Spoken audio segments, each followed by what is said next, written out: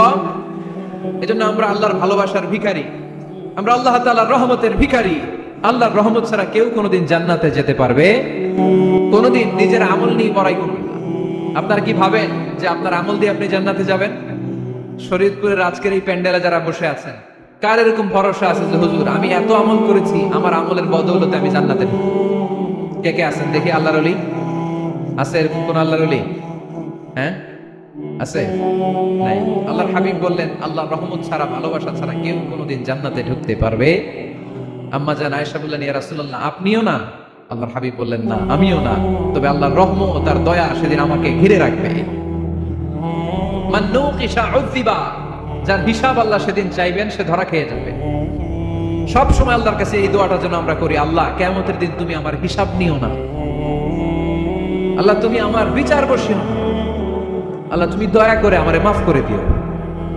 আল্লাহ যার বিচার করবেন ও জাহান্নামে যাবে, আর যার বিচার করবেন না সে জান্নাতে যাবে। আল্লাহ যদি বিচার করে আর পাই টু পাই হিসাব নেয়, নামাজ পড়লি না কেন, রোজা রাখলি না কেন, মিথ্যা বললি কেন, খাদ্যে ভেজাল দিলি কেন, মাছে ফরমালিন দিলি কেন, যৌতুক খাইলি কেন, ঘুষ খাইলি কেন, উল্টাপাল্টা করলি কেন, জিনা করলি কেন, একটার পর একটা প্রশ্ন বানে যদি সেই ভয়ঙ্কর দিনে আল্লাহ আমাদেরকে জর্জরিত করে, আমাদের কোনো উত্তর আছে? সেদিন আমাদের বাঁচার কোনো উপায় আছে?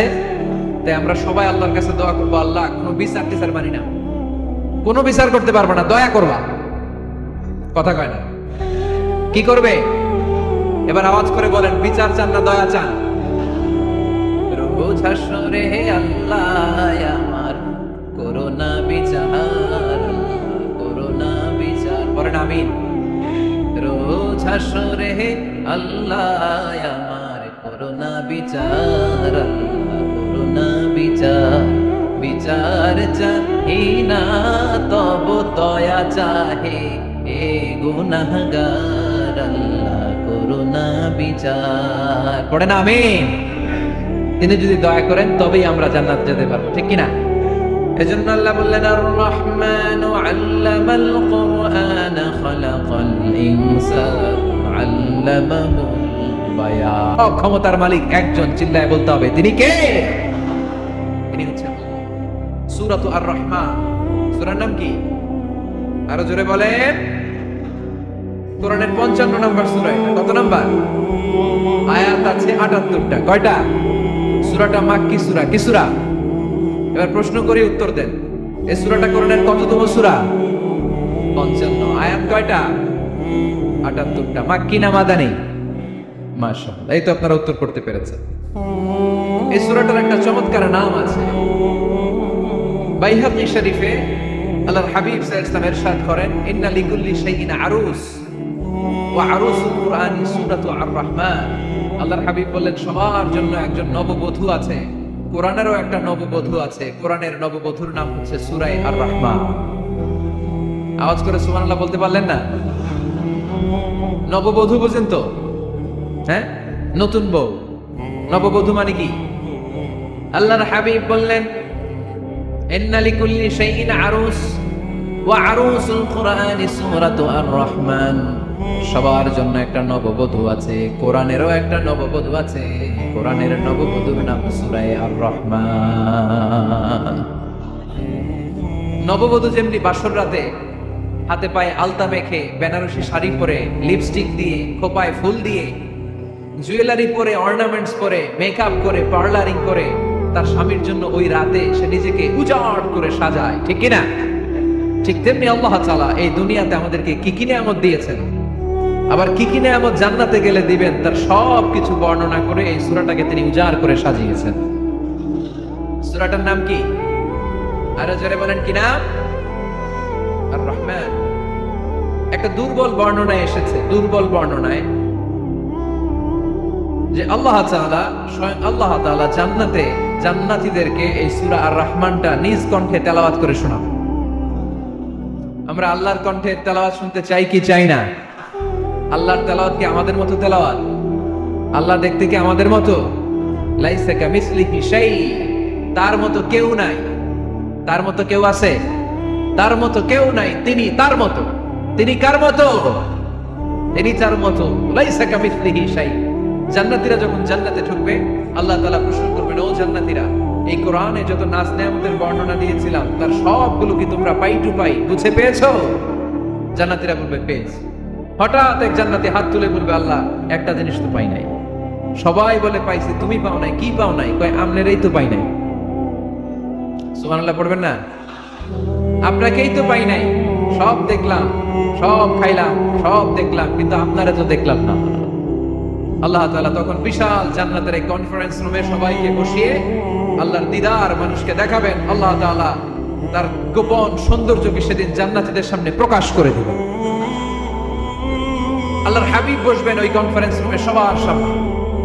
আল্লাহর হাবিবের পেছনে বসবে অন্যান্য নবীরা, তারপরে শুহাদা, সালেহীন, আউলিয়া সবাই বসবে ওই জান্নাতের কনফারেন্স রুমে। আমরাও যেন বসার জায়গায় পাই, আল্লাহ তুমি তৌফিক দিয়ে দিও। আল্লাহ তাআলা অনেকগুলো নূরের পর্দার পেছন থেকে নূরের ছলকানি মারবেন। ওই ছলকানি এক মুহূর্তের জন্য দিবেন। এক মুহূর্ত। কয় মুহূর্ত? 70,000 নূরের পর্দার কথা বলা হয়, এই বর্ণনাটাও দুর্বল। পর্দা আছে কিন্তু কয় হাজার জানে কে? আল্লাহ। ওই পর্দা সরিয়ে আল্লাহ তাআলা সৌন্দর্যের বা নূরের ছলকানির এক আলোকচ্ছটা জান্নাতীদের সামনে তুলে ধরবেন এক মুহূর্তের জন্য। কয় মুহূর্ত? আলোকচ্ছটা দিয়েই আবার নাই, আবার সরাই ফেলবেন। ওই এক মুহূর্ত দেখে জান্নাতীরা পাগল হয়ে যাবে, অপলক নেত্রে তাকিয়ে থাকবে। এইভাবে চোখের পলক ফেলবে না, চোখ মেলে তাকিয়ে আছে। কিন্তু সামনে কিন্তু আল্লাহর নূর আর নাই, কারণ ওইটা আসছিল কয় মুহূর্তের জন্য? এক মুহূর্ত পরে নাই। কিন্তু কি যে দেখলাম, কত সুন্দর! কোটি কোটি বছর এরকম অপলক নেত্রে জান্নাতীরা তাকিয়ে থাকবে। ইন্নাল্লাহা জামিলুন ইউহিব্বুল জামাল। আল্লাহ নিজে সুন্দর, সৌন্দর্যকে পছন্দ করেন। আল্লাহর চাইতে সুন্দর কিছু হতে পারে? চিল্লায় বলেন পারে? পৃথিবী সুন্দর, মানুষ সুন্দর, আসমান সুন্দর, জমিন সুন্দর, সুন্দরে সুন্দরে পাল্লা। জানি না কত সুন্দর তুমি আল্লাহ, জানি না কত সুন্দর তুমি আল্লাহ। সুবহানাল্লাহ পড়ে। আল্লাহ তাআলা তার সৌন্দর্যকে সেদিন জান্নাতীদের সামনে তুলে ধরবেন। এই সূরাটা নাজিলের একটা ব্যাকগ্রাউন্ড আছে। আল্লাহর হাবিব সাল্লাল্লাহু আলাইহি সাল্লাম মক্কার জমিনে কাফিরদেরকে দাওয়াত দিতে লাগলেন, আল্লাহর ইবাদত করো, আল্লাহর জিকির করো, আল্লাহর প্রশংসা করো। এরকম দাওয়াত দিতে দিতে কিছুদিন পরে বিষ্ণু ইসলাম বলতে শুরু করলেন, রহমানের ইবাদত করো, রহমানের জিকির করো, রহমানের পায়ে সেজদায় লুটিয়ে পড়ো। তখন কাফেররা প্রশ্ন শুরু করে দিল, মুহাম্মদ এতদিন বলতা আল্লাহ, এখন কইতেছো রহমানের কথা, আসলে কোনটা? আল্লাহরে তো আমরা চিনি, রহমানরে তো আমরা চিনি না। আল্লাহর দাওয়াত দিচ্ছ, আল্লাহর গুণগান গাইছো, আল্লাহকে আমরা চিনি জানি, কিন্তু রহমানটা আবার কে? সে আবার কবে আসলো, কোত্থেকে আসলো, কবে থেকে আছে, কতদিন থাকবে? রহমানরে তো আমরা চিনি না। ওরা রহমান চিনে না। এজন্য আল্লাহ তাআলা রহমানকে চিনায় দেওয়ার জন্য আর রহমান নামে একটা সূরা নাযিল করে দিলেন। وَإِذَا قِيلَ لَهُمُ اسْجُدُوا لِلرَّحْمَنِ قَالُوا وَمَا الرَّحْمَنُ। যখন তাদেরকে বিশ্বনবী বললেন রহমানের পায়ে সিজদা দাও, রহমানের জন্য সিজদায় লুটিয়ে পড়ো, قَالُوا وَمَا الرَّحْمَنُ, তারা বলল রহমানটা আবার কে? রহমান কে? আল্লাহ চিনি, রহমানকে তো চিনি না। এখন রহমানকে এটা চিনানোর দরকার আছে না নাই? রহমানকে এটা চিনানোর জন্য আল্লাহ তাআলা আর রহমান নামে কোরআনে একটা সূরা নাযিল করলেন। চিল্লায়ে পড়েন আল্লাহু আকবার। কাফিরদেরকে জানানোর জন্য রব্বুল আলামিন সূরা আর রহমান নাযিল করলেন আর বললেন, আর রহমান আল্লামাল কুরআন খালাকাল ইনসান আল্লামাহুল বায়ান। দয়াময় রহমান শেখালেন কোরআন, বানালেন ইনসান, শেখালেন বায়ান। দয়াময় রহমান শেখালেন কোরআন, বানালেন ইনসান, শেখালেন বায়ান। দয়াময় রহমান শেখালেন কোরআন, বানালেন ইনসান, শেখালেন বায়ান। দয়াময় রহমান শেখালেন কোরআন, বানালেন ইনসান, শেখালেন বায়ান। আল্লাহু আকবার। আল্লাহ বলেন রহমানকে চিনো না? আর রহমান আল্লামাল কুরআন খালাকাল ইনসান আল্লামাহুল বায়ান। আমি হলাম রহমান, আমি দয়াময়, আমি মেহেরবান, আমার দয়ার কোনো শেষ নাই। আমার মায়ার কোনো শেষ নাই, আমার দয়া ভালোবাসা ছাড়া এই পৃথিবীতে কোনো কিছু হওয়া সম্ভব। ওয়াসিআত রাহমাতি কুল্লা শাই, সব জায়গায় আমার আল্লাহর রহমত আছে না নাই? আল্লাহর রহমত ছাড়া এক ফোঁটা বৃষ্টি আকাশ থেকে জমিনে ঝরে, আল্লাহর রহমত ছাড়া একটা গাছের পাতা মাটিতে পড়ে, আল্লাহর রহমত ছাড়া একটা শ্বাস আমরা ভেতরে ঢুকাতে পারি, আল্লাহর রহমত ছাড়া পৃথিবীতে কিচ্ছু সম্ভব না। চিল্লায় বলেন ঠিক কিনা? আমার আল্লাহর দয়া ভালোবাসা যে কত বেশি আমরা জানি না, আমরা জানি না। আরশের বুকে আল্লাহ বিশাল সাইনবোর্ডে লিখে রেখেছেন সাবাকাত রাহমাতি গাদাবি, সাবাকাত রাহমাতি গাদাবি। এর মানে হচ্ছে আমার রাগের উপরে আমার দয়া বিজয় লাভ করেছে। সাবাকাত রাহমাতি গাদাবি, আমার রাগও আছে, আল্লাহর রাগ আছে না? আমার দয়াও আছে, আল্লাহর দয়া আছে না? আল্লাহ বললেন আমার রাগও আছে, আবার আমার দয়াও আছে। তবে জেনে রেখো, আমার রাগের চেয়ে দয়া বেশি। আল্লাহর কোনটা বেশি? দয়া বেশি। আমাদের পাপ অন্যায় যত বড় হোক, মনে রাখবেন আল্লাহর দয়া তার চাইতেও বড়। নাকি ছোট? আপনি যত বড় পাপ করেন না কেন, আমাদের জন্য আল্লাহর পক্ষ থেকে দয়া আছে না নাই? বনি ইসরাইলের এক লোক সিরিয়াল কিলার ছিল, খালি মার্ডার করতো, সিরিয়াল মার্ডার। একটা, দুইটা, তিনটা, 10টা, 5টা করতে করতে করতে করতে 99টা মার্ডার করছে। কয়টা? এলাকায় আছে না কিরকম কেউ? 99টা মার্ডার। কল্পনা করা যায়? 99 জন মানুষকে সে নিজ হাতে হত্যা করেছে।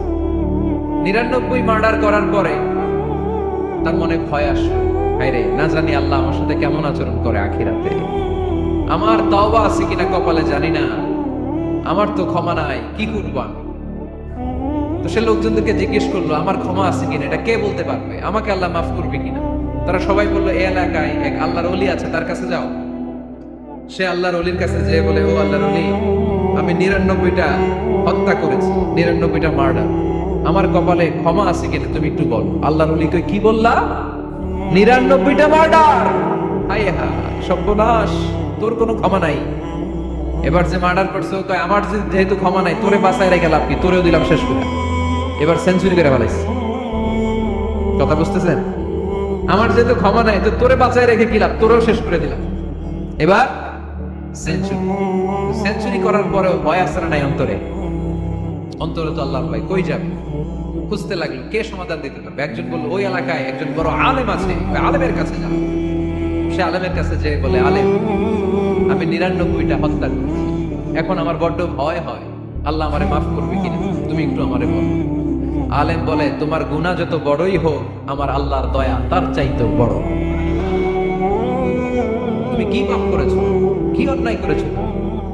তুমি জানো না আমার রব কত মেহেরবান, তিনি কত দয়ালু, তিনি ভালোবাসার আধার, তিনি করুণার আধার। তোমার পাপ অন্যায় যদি হয় খালের পানির সমান, বিলের পানির সমান, আমার আল্লাহর দয়া সাগরের পানির সমান। তোমার পাপ আর অন্যায় যদি হয় পাহাড়ের সমান, আমার আল্লাহর ভালোবাসা আর দয়া হচ্ছে আকাশের সমান। তুমি যদি তওবার মতো তওবা করতে পারো, ক্ষমার মতো ক্ষমা চাইতে পারো, চোখের পানি ছেড়ে, চোখের পানির বড় দাম, চোখের পানির মধ্যে বিশাল কারিশমা, এটা আল্লাহ খুব পছন্দ করে। 2 ফোঁটা পানি আল্লাহ পছন্দ করে। 1 জিহাদের ময়দানে শহীদের গা বেয়ে ঝরে পড়া রক্তের ফোঁটা, 2 হচ্ছে অনুতপ্ত বান্দার চোখের পানির ফোঁটা। বান্দা যখন অনুতপ্ত হয়ে চোখের পানি ছেড়ে কাঁদে, তার চোখের পানি চোখ বেয়ে নাকের ডগা বেয়ে মাটিতে পড়ার আগেই ওই অনুতপ্ত বান্দার সব গুনাহ আল্লাহ মাফ করে দেয়।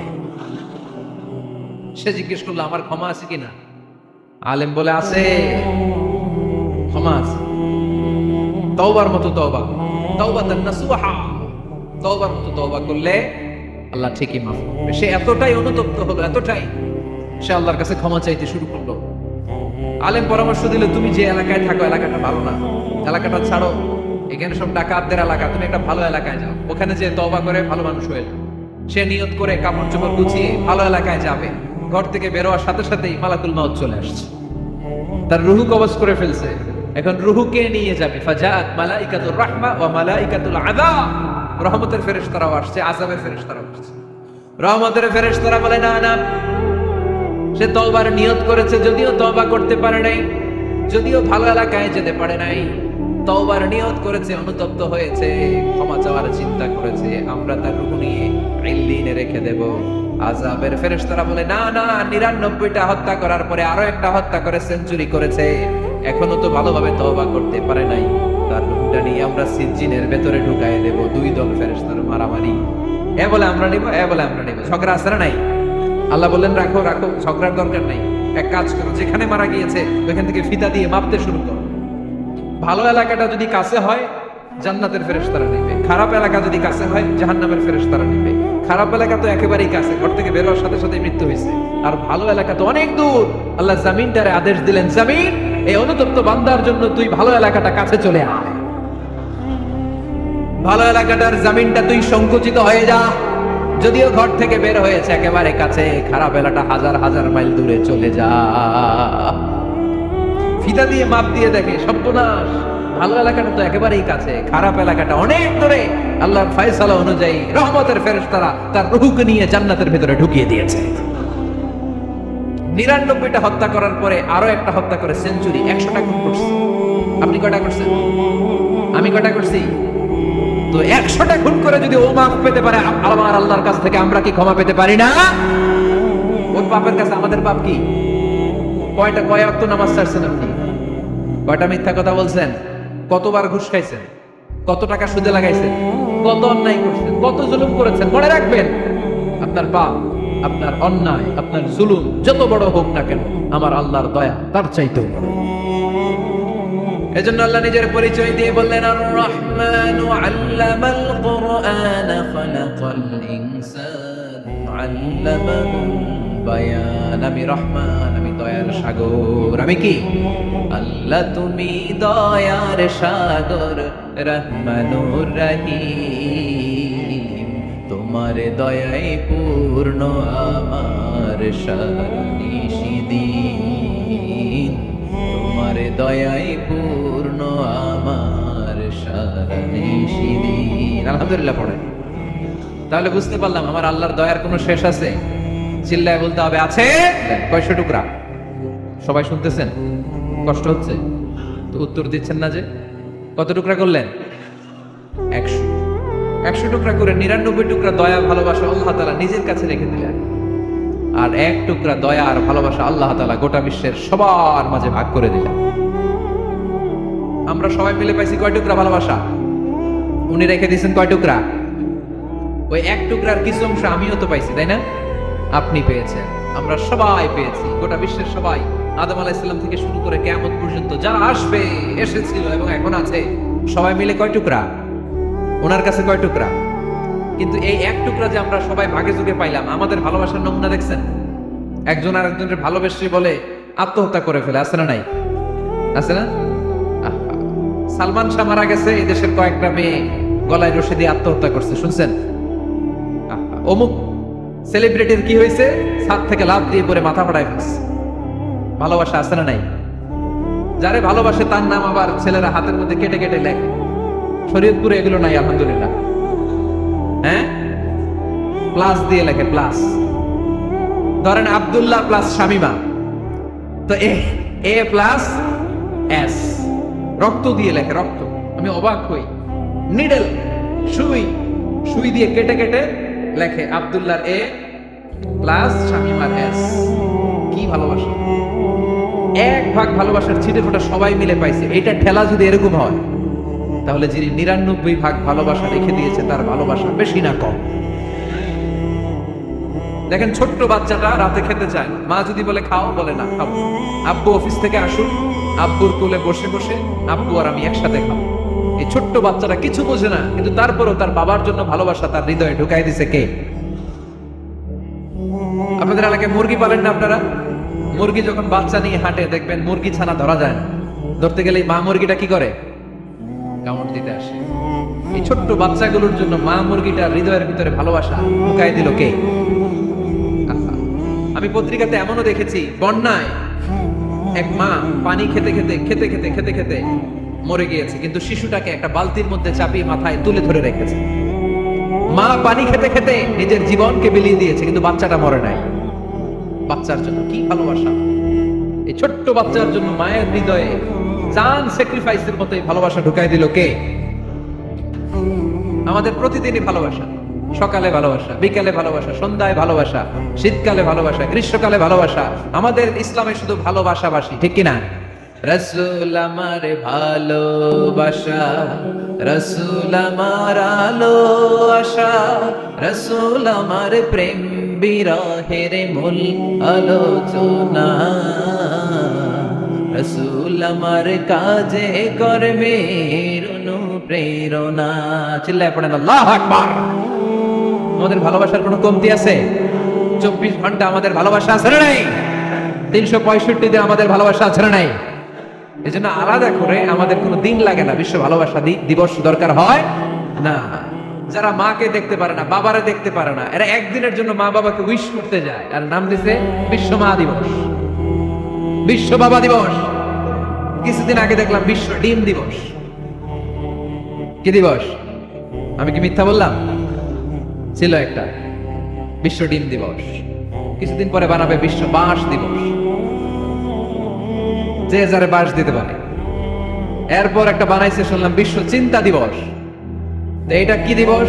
এই দিন আমরা সবাই মিলে চিন্তা করি যে আসলে আমাদের কি চিন্তা করা দরকার, আছে না নাই? তো এই যে ওরা বিশ্ব মা দিবস, international mother day, international father day, মা দিবস, বাবা দিবস বছরে একবার ওল্ড হোমে রেখে আসে, বৃদ্ধাশ্রমে। যেহেতু সারা বছর বৃদ্ধাশ্রমে, বছরে একদিনও যদি মারে স্মরণ না করি কেমন হয়? তো একদিন ওই মা দিবসে মারে একটা কার্ড দিয়ে উইশ করে আসে, কিছু টাকা দিয়ে আসে। ওদের তো মা বাবার প্রতি দয়া নাই, শ্রদ্ধা নাই, ভালোবাসা নাই, এজন্য ঘটা করে ওদের দিবস পালন করা লাগে। আমাদের 24 ঘন্টা 365 দিনই ভালোবাসা, তাই এই দিবস ফিবসের আমাদের দরকার নাই। চিল্লায় বলেন ঠিক কিনা? জন্মের পর থেকেই তো আমাদের ভালোবাসা, মৃত্যু পর্যন্ত ভালোবাসা, আমৃত্যু ভালোবাসা। এজন্য বিশ্ব ভালোবাসা দিবস, এটা ইসলাম কখনো সাপোর্ট করে না। ভালোবাসার কেন্দ্রবিন্দু একজন, চিল্লায় বলতে হবে তিনি কে? 100 টুকরা করে আমাদেরকে দিয়েছেন কয় টুকরা? উনি রেখেছেন কয় টুকরা? দেখেন, এক টুকরা ঠেলায় বিশ্ব ভালোবাসা দিবস আমরা পালন করি। ভালোবাসার গান, ভালোবাসার নাটক, ভালোবাসার ফিল্ম, ভালোবাসার কবিতা, অভাব নাই। কত ভালোবাসার স্টোরি আপনারা জানেন, এত ভালোবাসা।